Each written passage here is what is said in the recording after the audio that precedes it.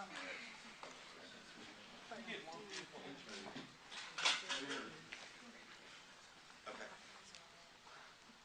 And right here.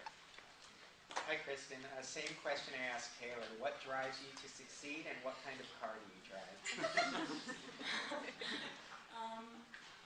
Me and my family sort of share cars, so I don't have one car that I drive all the time, but I drive a Toyota Tacoma, which I probably shouldn't be saying right now, because I don't really want people, I mean, just go on the internet, I suppose you can see that. But, and then a Mini Cooper sometimes too, but I feel a little too flashy in that, so. But what drives you to succeed? Well, I mean, I guess success is always something completely different to people. I feel like I feel like I've succeeded if I'm doing something that makes me happy and I'm not lying to anybody, and I'm not doing that now, so I feel really good about myself.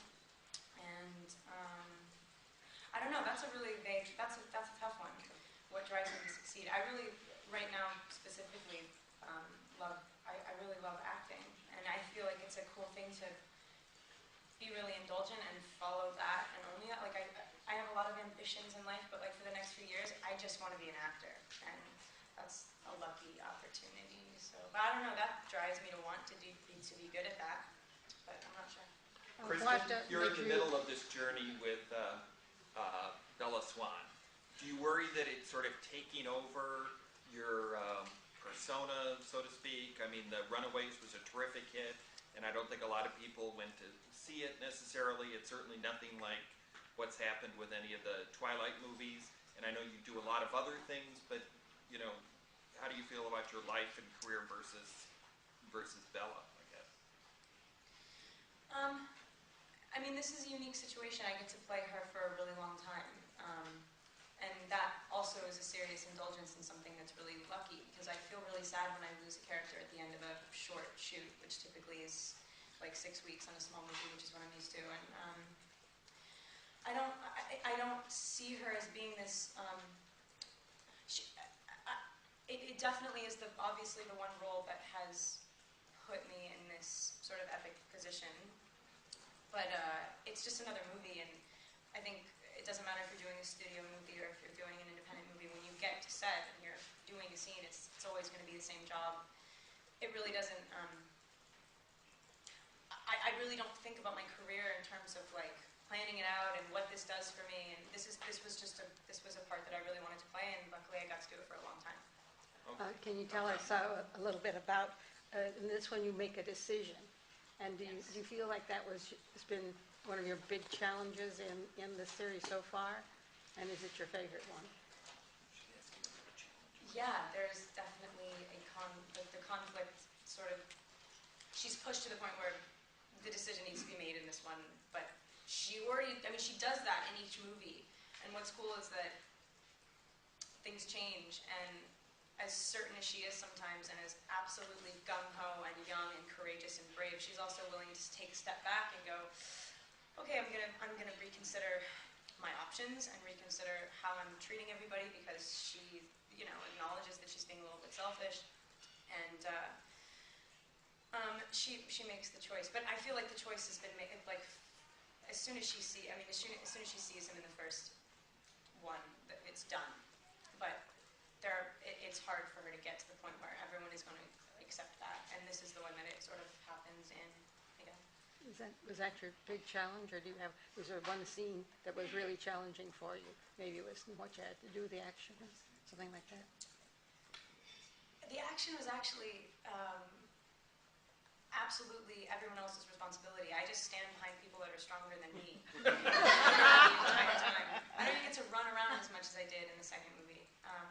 So the action wasn't difficult. I guess one of the most challenging scenes would probably be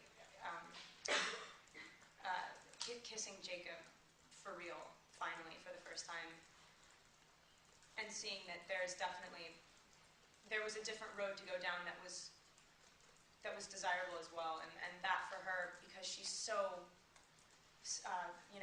like tunnel vision, Edward is the only thing for her. It's a strange perspective, and then I have to go in and talk to Edward about it, and it's like such a different dynamic than we've ever had, and it was a different Bella. It was like I had never had to play somebody who would have done stuff like that. So it was hard. And I was nervous as hell about it. What were you? Because of the kiss? Just because of that moment and how different that kiss is to all of the rest of them in the movie, and how different they have to be. Like, it is the most unique moment. It's like, it's also, it's a mistake, and it's like, I always say that Bella makes a lot of mistakes and she's willing to own them, and she's, I think it's cool to see her a little bit like ashamed and then at the same time like scared. I just think it's cool. Over there. So, some people have suggested that one of the big reasons why the series is so popular is that it mixes forbidden love, making love to forbidden desire, making love to a vampire with more traditional message like pro-marriage, family, and true love. Is that one of the big reasons? And if so, are there others, or why or why not? Are there reasons for The popularity of the series is Oh. because it mixes. right. Yeah, I think if you took like all of the mythical aspects away from the story, that it would still stand as a really strong, interesting thing to be a part of. Like I think the whole vampire and the whole werewolf thing are really good, like sort of plot devices, because all of the aspects of a vampire and all of the aspects of a werewolf are fully encompassed by the humans that are playing, the humans that are like by Jacob and Edward.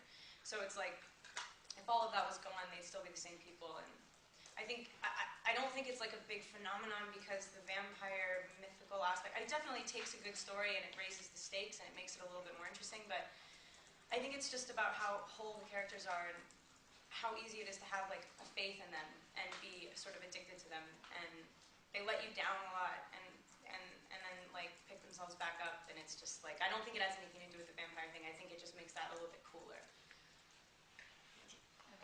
I wanted to ask you about working with David Slade, because it was kind of interesting. I noticed he used a lot of close-ups, and I was wondering Yeah. if you were aware that a lot of these shots were going to be in close-up. And fortunately, you have beautiful, flawless skin, but I mean, was there any extra thing you had to do in terms of your acting to work with his style of filmmaking?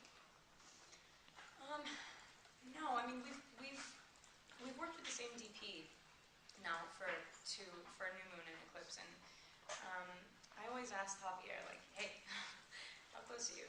Because David actually, it's sort of something that he intentionally does, is not tell you stuff like that, which I completely understand, because most actors are crazy and neurotic and don't want to know that the camera's up their nose, but it's good to know. But no, I didn't do anything differently. I mean, you have to change a little bit. Just, I mean, every time you work with a new director, but it's cool working with someone different on each one of these, because as long as someone has like the same passion for it, as long as they're into it, you have to do all of this sort of like rework. You have to reconsider all of the ideas that, had you been working with the same person, you might just say like, oh, we've covered that, we don't need to go over that again. But in this case, I have to introduce my character to David. He meets Bella through me. I mean, I'm sorry, I'm playing her. You know what I mean? It's like, that's just the way. We've done something already, and it's cool to let a new person into the fold. It's fun. Right here. Hi, now that you've done 3 of these, are there things in the books that you wish had made it into the movies?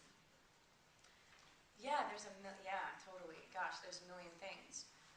I mean, like, every single time we watch one of the movies, especially if some of the cast watches it together, it's like, it's always an incredibly frustrating experience. I mean, that's why I'm glad Breaking Dawn is going to be 2 movies, which I can finally say. So there's going to be less of that. There's like going to be less of having to lose stuff. I mean, I know you want like a specific thing, but I'm trying to think of one now